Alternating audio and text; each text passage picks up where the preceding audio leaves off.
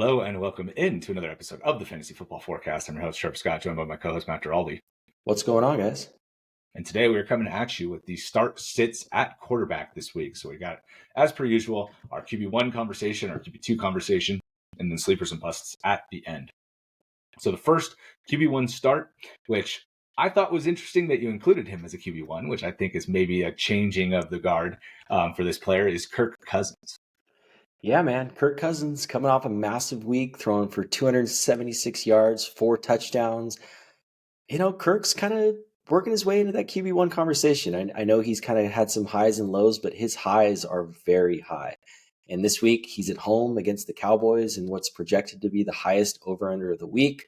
Drake London's been great. Kyle Pitts is coming off a massive week. Bijan gets a lot of work in the passing game. And the Dallas defense is kind of all out of sorts right now. And I think their offense should be able to keep pace with the Falcons, which could lead to a shootout in this game. So I really like Kirk this week. Yeah. So what kind of weight do you put on the fact that he has been objectively terrible except for against Tampa Bay, right? He had 504 against Tampa Bay, and then he just had this 276-4 against Tampa Bay. Every other game he hasn't topped 17, and he's had multiple single-digit performances. You putting any stock into that, or do you think that's just kind of I noise, think it's just right? And that he has these boom weeks in him, even if it's not against Tampa Bay? I don't think it's noise as much as I more think it's like a game script dependent type quarterback. Like he's just one of those guys that really elevates and plays well against lower competition. And the way that Dallas defense is playing right now, that's how I'm picturing this one. Like this wouldn't be a take because I think he's caught fire and he's, going up against a much tougher defense. This is like, hey, this is a matchup. We've seen what he can do in good matchups. Yeah, so like the good matchups thing, right? I mean, he's had other good matchups. It's not just Tampa Bay that's been a good matchup, right? I mean, like he had Philly in week 2. He had New Orleans in week 4. He had Carolina in week 6, and he had Seattle in week 7. It's not like he's faced this gauntlet of past defenses. Like Carolina is one of the worst. Seattle is started good, but wasn't good going into the week last week. Like I definitely hoped for more than 7 points. Like, yeah, I kind of agree with the take, right, that he's going to be good against Dallas.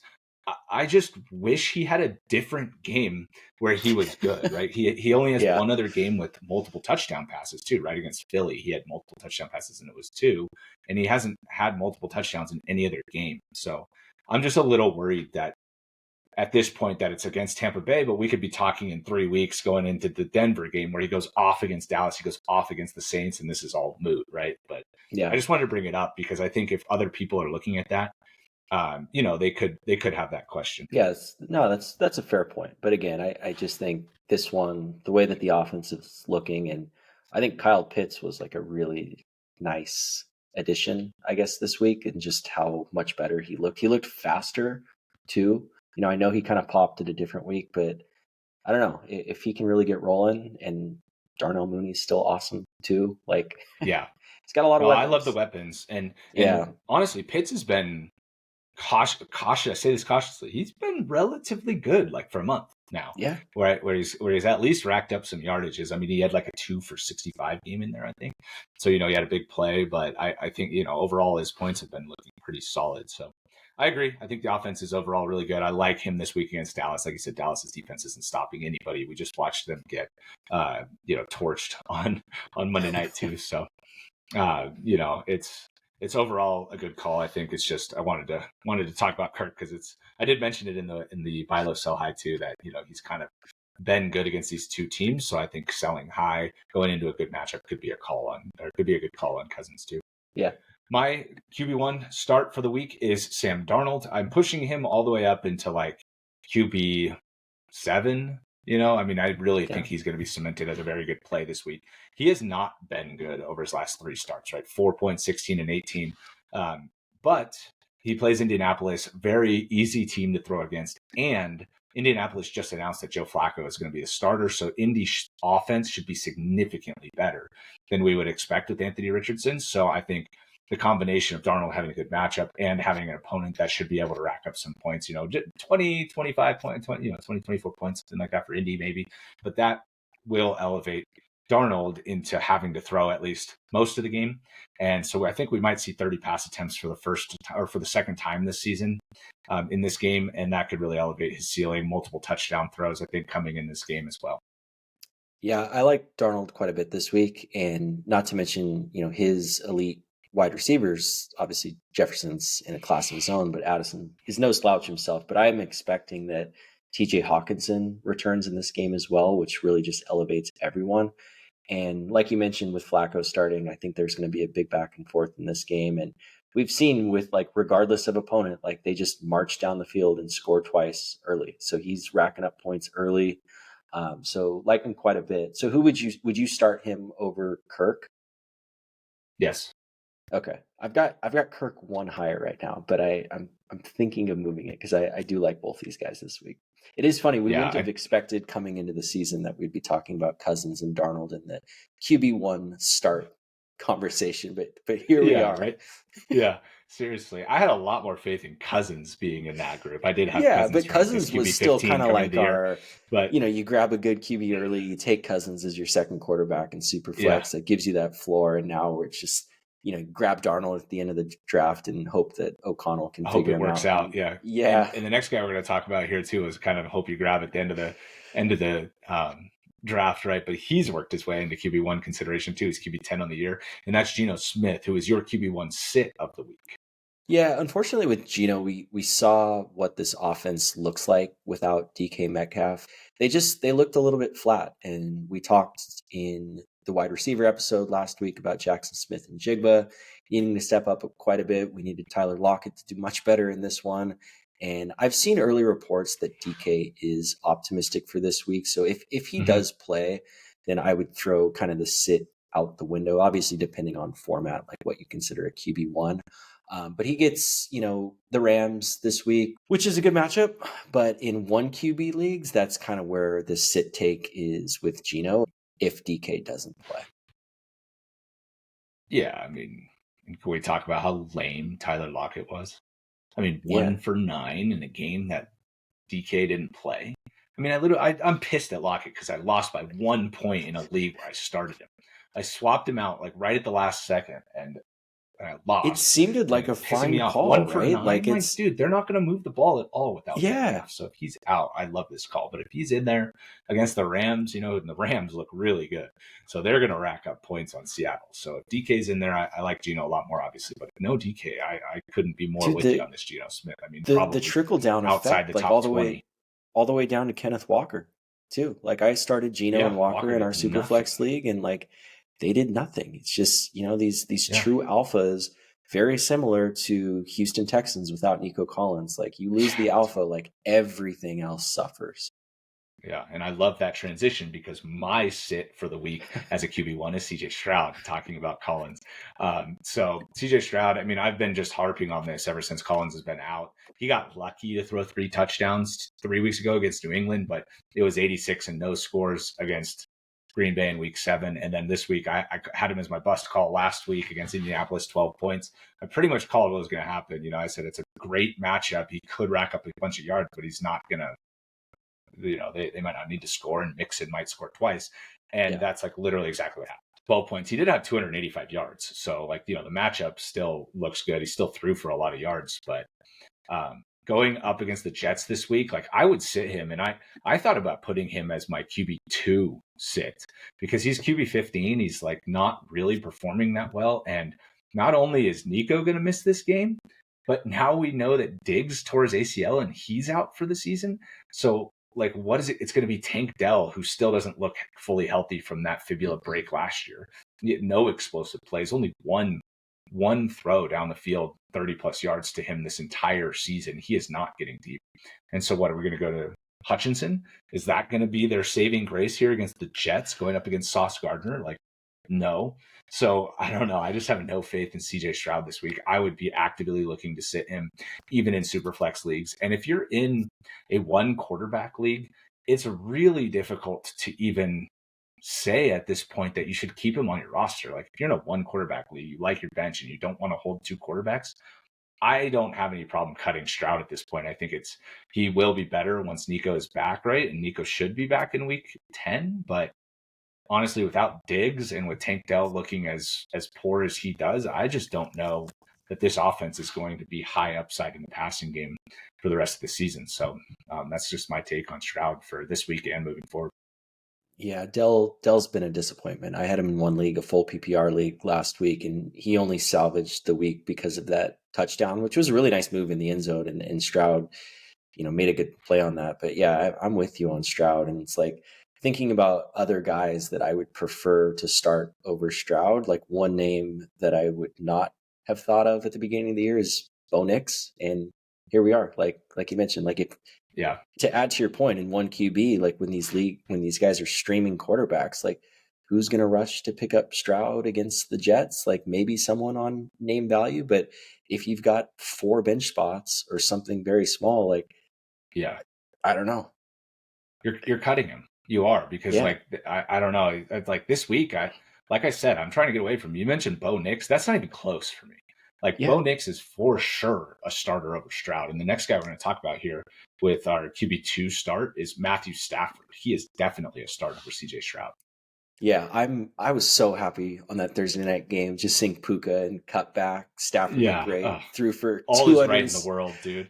God. All is right in the world. We're back, dude. You love Stafford in the preseason too. So seeing him struggle like this, you're probably sitting there like, dude, this is like, no, obviously he's going to struggle. All of their offensive weapons are out and they're handing it to Kyron 100 times a game. Yeah. It's like, oh, let's go. Even against Minnesota, great defense on a short week. These guys are both back and it didn't even matter. Just like, and I didn't expect Puka to play in this one. Like we saw the reports Thursday morning, like there's a chance, and like it was just so cool. And he looked great. Obviously, that first pass that Puka dropped, I was like, oh man, like maybe he's not fully ready, and then he just turned it on. And Stafford throwing for 4 touchdowns. And what was even crazier to me was earlier in the week there was kind of those trade rumors floating around, not just about Cooper Kupp, but I saw a couple like reputable ones saying Matthew Stafford maybe to the Vikings. And what happens? Yeah, I saw those too. Gets cut back, gets Puka back, beats the Vikings, gets to 4-4. Everything is squashed. All is right. We've seen the Rams get hot like they did last year at the end of the year. Rams are 3-4.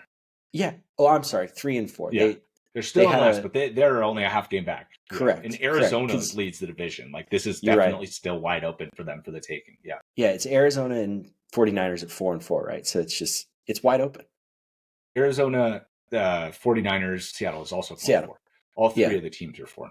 Yeah. Yeah, that's right. They just had an early bye week. And in this week, he's got Seattle. I mean, Seattle's not great on defense. Like, I just think this is a game that they're going to be rolling. And even if DK's back, this is a game that's going to be more of a shootout anyway. So I'm loving Stafford in this one. Yeah. The other thing that's underrated about the offense, right, is we saw when Puka and Kupp were out that Demarcus Robinson, everybody's like, oh, he's going to be the one. He's the guy that plays, right? And then like in this game, when those guys are back and all the attention is on them, Robinson is the one that's still on the field, not Jordan Whittington, not Tyler Johnson, not any of these other guys. Those guys are all off the field, and Robinson is the one that's still on the field. He's the field stretcher, and he scored twice, right? When he's in the 3 position and he can be used as that deep threat to open up the offense for the other guys, he has the touchdown potential. He has the big play potential. And so, everybody's disappointed that he didn't take over, but it's like, it doesn't work when he's getting all the attention. It's easy to shut him down when he's getting all the attention as the one. So I do think Robinson, if he does stay on the Rams, I mean, they could easily still trade him to the Chiefs would be my target for a trade there if they do decide to move him. But I like him to in that role that he is in. He had a good game and could have some remedial value in deep leagues. All right, we exhausted Stafford. That's been a long time coming. I feel like we had to go in on Stafford. We both liked him in the preseason, and seeing him struggle this bad was just so frustrating. But it's good. It's good that they're in it. It's good that he's back. And so overall, thanks for bearing with us and listening to our Stafford love there. So moving over to my QB start of the week, and this is somebody that I think you're starting to come around a little bit on from a fantasy perspective, mostly because you don't have a choice, is Bo Nix. So he's coming off an awesome game. I mean, that against Carolina, it was so obvious, I thought, right, that he was going to go off. Carolina had given up multiple touchdown passes to quarterbacks 4 straight games. They did it again against Bo Nix. He threw for 3 touchdowns, 284, didn't turn the ball over, had a rushing touchdown on the goal line, which we've talked about as kind of part of his role. That, he's got 4 goal line touchdowns now. He's doing the Drew Brees push the ball over the goal line type deal. And so, this week I like him again. I'm going to just go straight back to him. He's not going to have the same upside and projection because they're not just going to be crushing Baltimore this week, but I do think they're going to be chasing points. I think Baltimore should be able to score. They're going to be mad coming off a loss to Cleveland. And we just saw Jameis Winston come in on his first start and absolutely light up Baltimore. So Baltimore's defense is not that good against the pass. Yeah. They get high projections because they play bad teams. It feels like week over week, but from their DST, but that's not a DST I'm really that interested in because I do think Bo Nix in this one should be able to have a good passing game again, right? And maybe he doesn't get as much rushing, so his upside for a huge week is lower. But I do think that you can reasonably expect 15 points with the upside of 20 to 22 if he really does throw more touchdown passes here. Yeah, and last week, I forget if you had him as a sleeper or a start, but the point that I was making, and as anti-Bo Nix as I've been all season and my whole life, I said if he was gonna elevate his game in terms of passing, like we know from a fantasy perspective, he's been running, he's been solid in that regard, but like this was the game to do it against Carolina. They're gonna let him throw, and they did, and it was great. And I think this week, like you mentioned with Baltimore, like they're going to struggle to run the ball. I don't think he's going to be able to run as much, but they're just getting torched through the air. Like they're giving up more pass yards to any other team. And I understand a lot of that has to do with teams are trailing, but whatever you want to call it or whatever excuse you want to make for them, that's not Ravens football. And they're just not playing well in that regard right now. And I think he has another opportunity to continue to step forward. And it was weird because like Franklin didn't do anything. And Franklin almost did. Franklin dropped a sideline pass that would have been like a 40-yard play. But Sutton was really good in this one. We saw Winston just torch Baltimore the week before. So yeah, I'm coming around a little bit at a time on Bo Nix. In this matchup now this week too, maybe Baltimore's able to keep the ball away from Denver more successfully after acquiring Deontay Johnson. Breaking news, Deontay Johnson traded to the Baltimore Ravens. Just now? Yep. Oh, okay. All right, let's go. So maybe Baltimore keeps it away from Bo Nix a little bit easier with Deontay on the field. But, okay. So I'm happy he got traded. I'm surprised that the Ravens were the one that acquired him. I was thinking that he was going to go to the 49ers or to the Bucs. I thought he was better fit for those teams. But after watching, like, what did they have? 5 drops this last week? It was ugly. Like Bateman, it hit him in the chest, and like Flowers had a drop, and like So we'll see how Deontay fits in, but I think Deontay's gonna probably be the number one there now. Once he gets fully up to speed, we'll see how the distribution between him and Flowers goes, because I feel like those two are kind of similar players. That's kind of why I didn't think Deontay was going to go there, but. Breaking news. I feel like since it happened while we were on the mic, we had to bring it up. So and pick up Xavier Legette if he's on your waiver wire, because he's the Xavier Legette, and we'll talk about this guy and beat the waiver wire, but don't sleep on Jalen Coker either. He is very talented, big guy, and showed out last week too with Bryce Young. I think Bryce Young's gonna get traded, and I expect Dalton to be the starter next week too. So hopefully those guys look pretty good.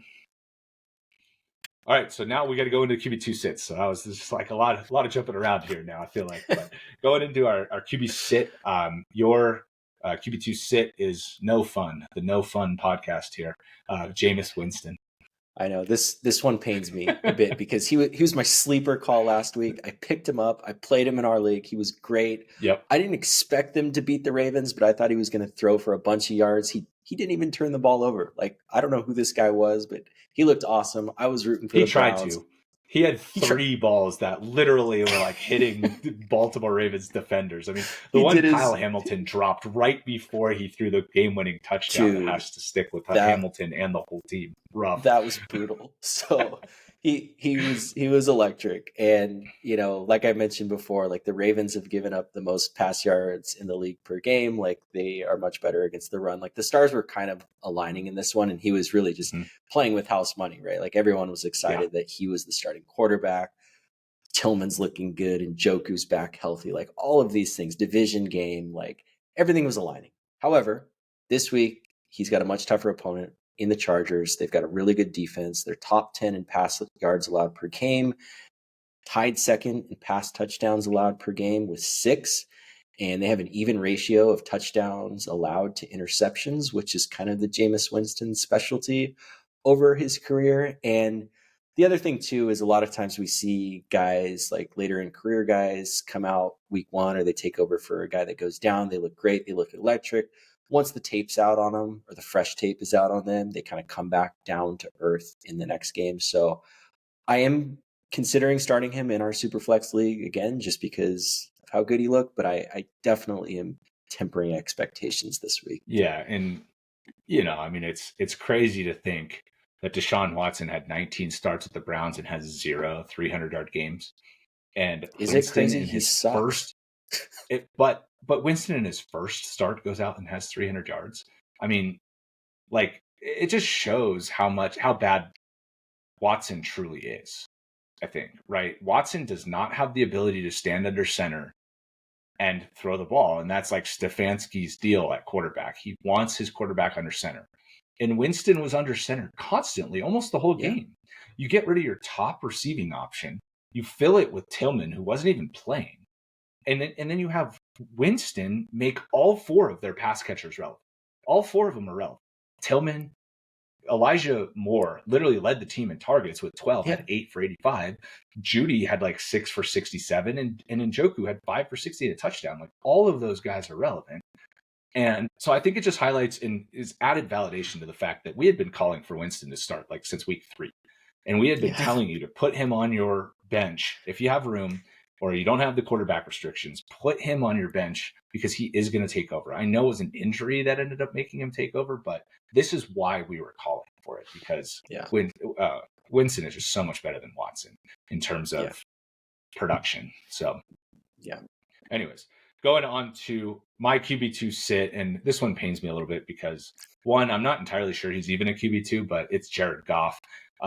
He's QB 13 on the season, and he's already had his bye week. So, like, he really is better than that. And he started slow, too. And he started with 11 and 8, and then it's been 14, 26, 25, 18, and 15. But, like, he got better when he started throwing a lot less. He hasn't broke 25 pass attempts in a game since week 2 when he threw 55. He had 55 attempts in that week 2 game, only had 8 points. And then he hasn't topped 25, and he's been way better. I'm sorry. I have Goff. I really think he's a good quarterback. Detroit is obviously great, but they just crush teams, and their running game is so good. I mean, David Montgomery and Jahmyr Gibbs are the best duo I can remember in the backfield. It's just like they're both so good. Like maybe like Alvin Kamara and Mark Ingram, right? Were so good. Or D'Angelo Williams and Jonathan Stewart. They were so good together. But other than that, it's just like, this is crazy to me how good the rushing game is, how good the defense is, and how much they're winning these games by. I mean, they're just beating everybody. So to me, it's just really hard in a game against Green Bay where I'm thinking that Jordan Love probably isn't going to start this week because of his groin injury. And, I don't know. I just think they might just be crushing them in a division game. And so it's just hard for me to roll Goff out there. I mean, he had 85 yards and 3 touchdowns. He got completely saved by the touchdowns here. And so, I mean, maybe I'll end up playing him over Caleb Williams. I'm trying to talk myself into it, but I'm giving you guys the negative case because I just am having a hard time figuring out what he's going to be with this low of volume. Yeah, I mean, the efficiency is just off the charts. He threw it 15 times. Like if you're looking and you're setting your lineup, you're like, oh, Goff, he had 3 touchdowns this week. Let's go. But like 85 yards, like that's not sustainable. Yeah. And if Love does miss, I will say like they are definitely going to pound the ball. But I will say in Malik Willis's defense, when Love went down the first time, like I thought Green Bay was just going to be inept. And they've shown that they can move the ball with him and win games. So maybe it's still a little bit closer. And if Love does play, I think, maybe it's more of a start consideration depending on, what your roster looks like. But again, like he's just not throwing a lot. Like I don't know what else to say. Yeah, that's the thing. is it's just without volume, it's just always going to be very iffy to play him. Like, because I know, like I said, I know he had the 3 touchdowns, but if he didn't or only had 1, like you're looking at a horrible game. So, which is a dumb what if because their offense is great and he's going to throw touchdowns. So, I mean, he's got what 5 or 6 straight games, 6 straight games now, I think, or 5 straight games with multiple touchdown passes. So that seems to be figured out after the first 2 weeks of struggling to score. But yeah, anyways, you probably don't have a better option than Goff. I'm fortunate I have Caleb Williams, but I'm not sure that's a better option than Goff. So, we'll see how that plays out for me in particular. So going on to sleepers now, your sleeper is Derek Carr. Assuming Carr is back from injury, he gets a great matchup this week against the Panthers. We just watched Bo Nix throw for 284 yards and 3 touchdowns against Carolina. Obviously, Deontay Johnson has now gone off that team. Like Dalton's probably starting. You think Bryce Young's going to get traded? I'm not expecting Derek Carr to ever again look like he did weeks 1 and 2, and obviously losing Rashid Shaheed was tough. But I think, after missing a couple weeks from injury, he's going to come back with a vengeance. He's going to beat up on the little guy. He's going to get Olave going, and I would expect a nice game from him. And it's funny because I'm actually considering between Derek Carr and Jameis Winston in our league for that second QB spot. So, I'm not 100% sure where I'm going to go in this one, but I do like this matchup quite a bit. Yeah, and you have Olave as well, which it's got to be tempting to play the Carr Olave stack against Carolina. But then I can do the Njoku Winston stack too. Yeah, I guess. But it's not Carolina, right? I mean, at least Carr's coming back against the best matchup you could possibly ask for both him and for Olave. So yeah, that'll be an interesting decision, and I fully expect Carr to play. We'll get practice reports tomorrow on what's going on, but I expect him to be a full participant tomorrow and be out there in week 9. They announced like 2 weeks ago that he's going to be ready by week 9, and there's been nothing to indicate that we should expect anything less. So moving on to my sleeper this week is Aaron Rodgers. He has been getting absolutely trashed in the media.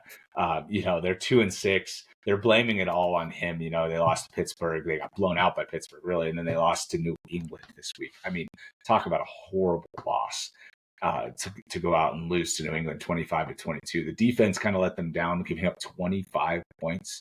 They get Houston this week, and Houston is super banged up. Houston might not be able to move the ball very effectively, relying heavily on Mixon in this game. And I think that this is finally going to be the coming out party for Rodgers with Adams. I know they have Dingley in the backfield or in the defensive backfield, but I think Adams is going to really be more integrated into the offense, more caught up, all the way there in terms of the playbook and all that stuff. And Garrett Wilson has continued to be good, and it's been honestly a relief to see Garrett Wilson not get so much defensive attention.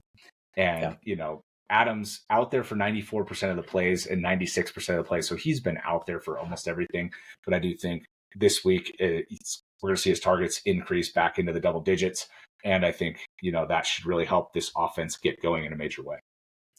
Yeah, I mean, him getting crashed by the media, like I get it when it rains, it pours. But it's like, you can't, as a defense, let Jacoby Brissett beat you and come back against you. Like, if it was one thing, if it was May played the whole game, this was his coming out party. He looked excellent. But like, I don't know, dude, you fire your defensive coach and then the defense all of a sudden sucks. It's a little bit ridiculous. Was stupid. Yeah. That was stupid. I couldn't believe they fired Saleh. He shouldn't have ever been on the hot seat. The person making all the decisions in the organization for the last 2 years has been Aaron Rodgers. Like, why fire your defensive-minded coach that has your defense rocking? Yeah. And then not blame Hackett. I mean, they changed the offense. Why not just keep Saleh, change the offense, strip Hackett of his play-calling duties, and put Aaron Rodgers in his place a little bit and say, look, you're not playing very well. Here's Devontae Adams, play better. I couldn't agree with you more about Saleh. Yeah, it's bizarre. And I said last week, this is a must-win game for Rodgers against the Patriots, and this now is even more of a must-win game for Rodgers. And I think what you said about Garrett Wilson, too, I know we talked quite a bit about how his game might even elevate with the addition of Adams, and we're seeing that that's maybe true, and they can definitely coexist. And those guys move around the formation quite a bit, too. So I'm not too worried about Stingley. I mean, even if he's covering one of those two, well, the other can perform well and vice versa. But yeah, man, it's time. And I think that even last week, like he played fine. Like he threw for 2 touchdowns, 230 yards. Like it wasn't like he was just turning it over and looking horrible. Like they just need to win. Yeah, they need to win. They needed to win that game. Yeah. Right? If they had won that game, they'd be 3-5. They'd be 9th. They'd be a game and a half back of the Chargers. Like they would be fine. The national narrative would be completely different. But they lost to New England. Like that's the worst team in the AFC, man. Like you can't lose that game. And like you said, they can't lose that game to Jacoby Brissett. It's just he's getting trashed for a justifiable reason because he lost that game, right? But I do think that the Jets are going to turn it around on offense. I think that they're going to have a much better outlook for the rest of the season. And this is what I meant when they traded for Adams, right? Garrett Wilson's been better. I mean, they talked about maybe getting less volume, and it's like, well, yeah, I mean, I hope he gets less volume because he's been getting astronomical volume because they have nobody else. But he can be much more efficient because he's an elite player. So, all right, we got to move on. We're moving to busts. Baker Mayfield. You're going in on the Baker Mayfield hate again this week. I can't believe it. You were wrong last week. He had 22 points, 50 pass attempts. He was awesome.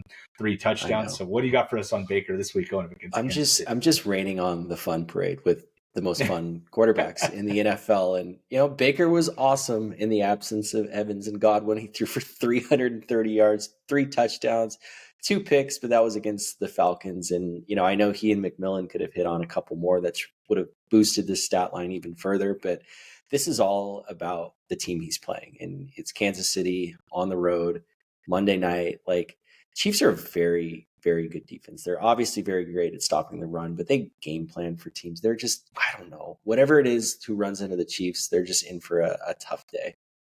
And again, with bust, this isn't a sit. This is temper expectations. I'm not saying he's going to be QB 30 this week. It's like, hey, this is a tough matchup. You're still starting him, but he could have some issues. Yeah, I think you're still starting him even in 1 QB leagues. I mean, if you have him and you've been riding him, you're playing him, right? I mean, in our home league, the guy that has him has Purdy, so maybe, actually Purdy is on bye this week, so Purdy's he's definitely playing Baker. Yeah, so, I like Baker still. I mean, he showed out without Evans and Godwin that he could get it done. Kate Otten was awesome. Rashad White was involved enough. He didn't have a huge game on passing, or receiving, but he did enough. He had a touchdown, took a screen to the house. The receivers are bad. The receivers are very bad, right? I mean, their actual leading receiver was somebody I'd never heard of. It wasn't Shepard, it wasn't McMillan, and it wasn't Trey Palmer, right? None of those guys led the wide receiver room in receiving. It was some dude I never heard of, had like 55 yards. So they need to make a trade, would be my opinion. I was hoping they were going to get Deontay Johnson, but we did just talk about he went to Baltimore. So I think the best fit for them at this point would be Darius Slayton. That would be a great fit for the Bucs. I think that's who they should go and get. Moving on to my bust pick is Kyler Murray. I know we've been kind of trashing Murray, but he's QB8 on the season. This week, he did beat the COD allegations. I mean, he was great, 302. Ended up winning the game on the last second field goal again. So they're back-to-back wins on Kyler, on the back of Kyler Murray.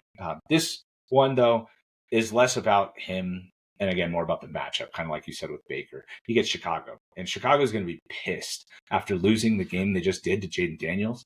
And Daniels, honestly, was a great bust call, in my opinion, until the Hail Mary hit. It was just like, dude, come on. Now he's got 22 points or whatever. He got 6 points on that play. He was going to have one of his lowest totals.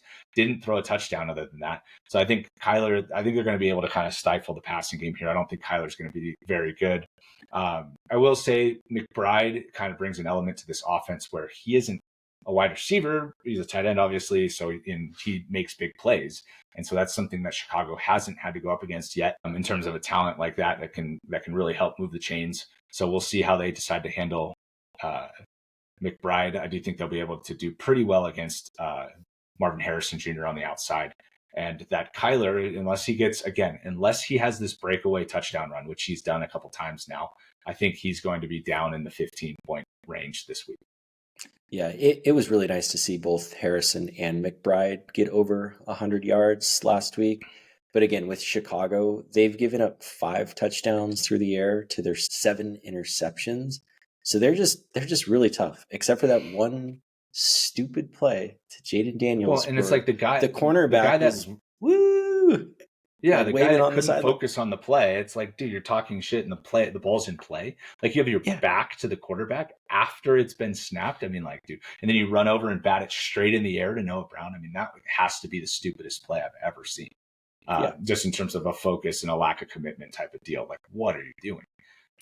And I don't know if you saw, but Eberflus went to the podium and trashed him, saying that Noah Brown was his responsibility on the play.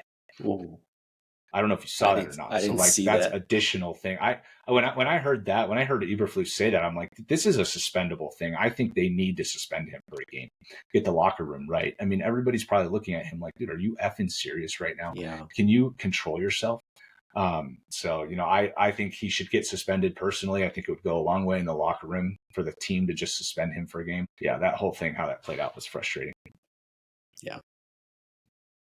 All right. And with that, that's our quarterback preview. We went a little long here, so hopefully you guys do enjoy it, but we look forward to talking to you guys in the next one. Later.